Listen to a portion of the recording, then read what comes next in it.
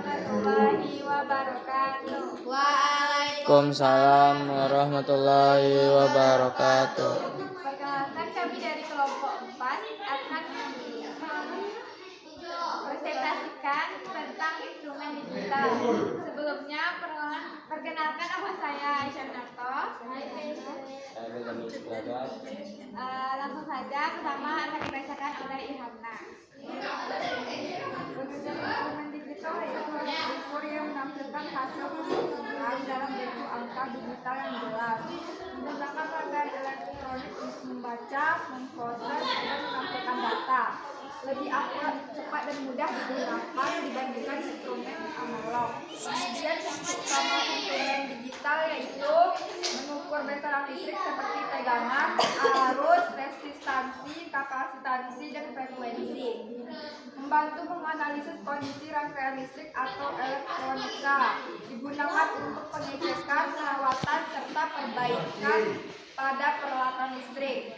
Perbedaan instrumen digital dan analog yaitu untuk instrumen digital hasil muncul sebagai angka yang langsung terbaca, memiliki akurasi lebih tinggi dan mungkin kesalahan baca, dilengkapi fitur tambahan seperti auto range, hold, dan backlight. Instrumen analog yaitu menggunakan jarum pada skala untuk menunjukkan hasil. Lebih mudah terjadi kesalahan parallax atau akurasi dipengaruhi kondisi mekanis dalam penggunaan. Selanjutnya akan dibacakan oleh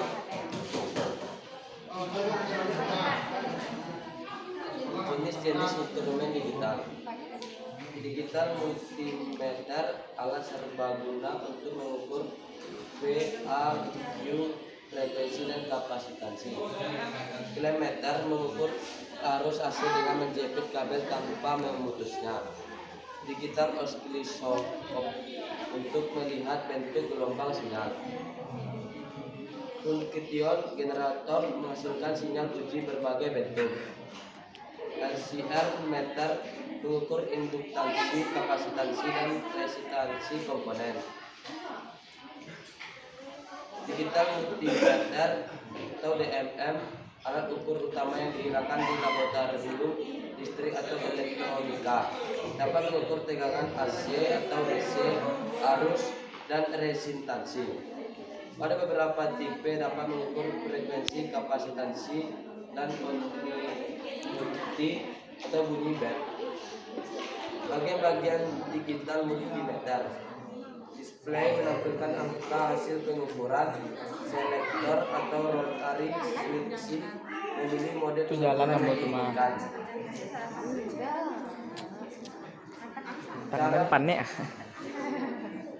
8 cara menggunakan digital multimeter. Tentukan jenis ukuran, atau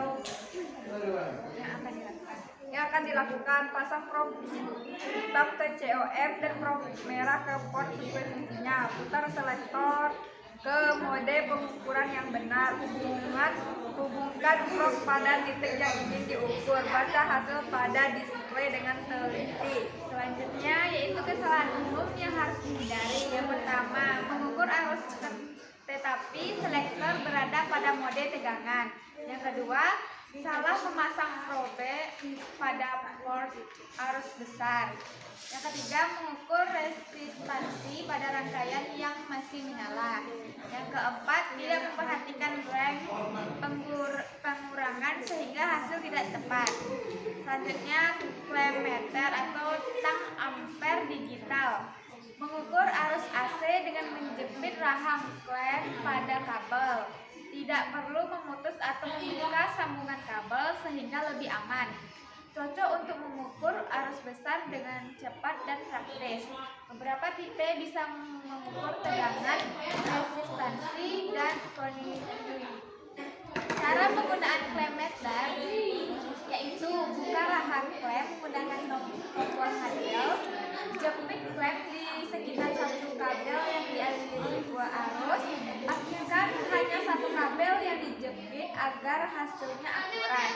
Lalu amati angka arus yang muncul pada layar. Selanjutnya, Aku lagi. Selanjutnya digital oscilloscope. Alat untuk menampilkan bentuk gelombang sinyal secara visual. Dapat mengukur amplitudo, perioda, dan frekuensi sinyal. Sangat berguna untuk analisis serangkaian elektronika dan sinyal digital. Memiliki beberapa kanal input untuk membandingkan sinyal. Slide 13. Fungsi digital oscilloscope melihat bentuk sinyal seperti sinus, kotak, dan segitiga. Mengukur perubahan sinyal dalam waktu nyata atau real time. Menganalisis gangguan sinyal seperti noise atau drop tegangan. Membantu menemukan kerusakan pada rangkaian. Lalu komponen utama instrumen digital itu ada ADC, analog, digital converter, mengubah sinyal analog menjadi digital. Lalu jadi kesimpulannya, instrumen digital merupakan alat ukur modern yang sangat membantu pengukuran kelistrikan. Alat ini memberikan hasil yang akurat, cepat, dan mudah dibaca. Jenis-jenis seperti multimeter, flexmeter, dan oscilloscope sangat penting dalam praktik.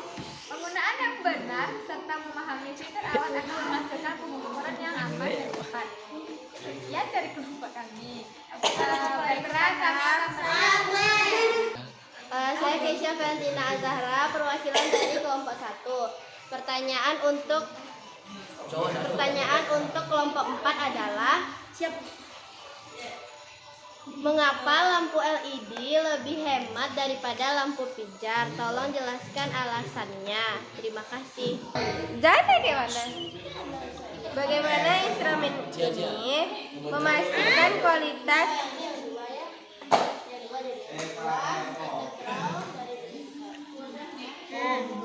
data dari berbagai sumber yang berbeda? Terutama jika terjadi konflik data. Instrumen digital dikatakan lebih akurat dibanding analog. Jelaskan faktor teknis apa saja yang membuat akurasi instrumen digital lebih tinggi. 3. Baiklah, saya akan menjawab pertanyaan dari Keisha Forel. Yaitu pertanyaannya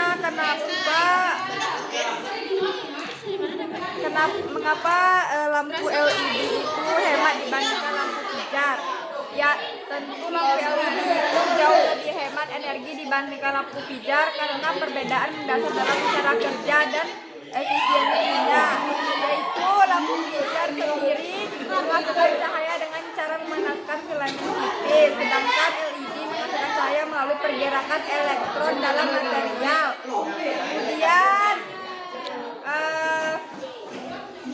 lampu LED itu sedikit energi yang terbuang sebagai panas, jauh lebih hemat daya untuk melakukan tingkat kecerahan.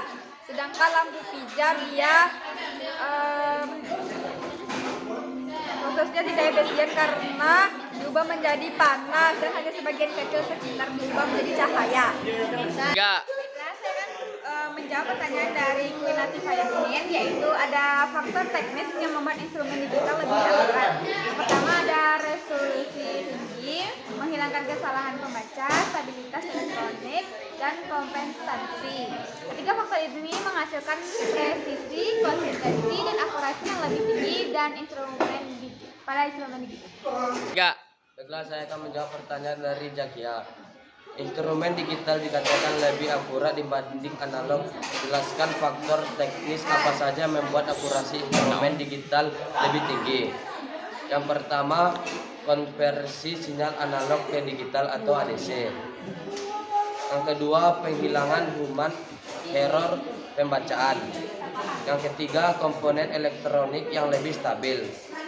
Yang keempat, kemampuan pengolahan data dan kalibrasi otomatis. Sekian dari kami. Assalamualaikum warahmatullahi wabarakatuh.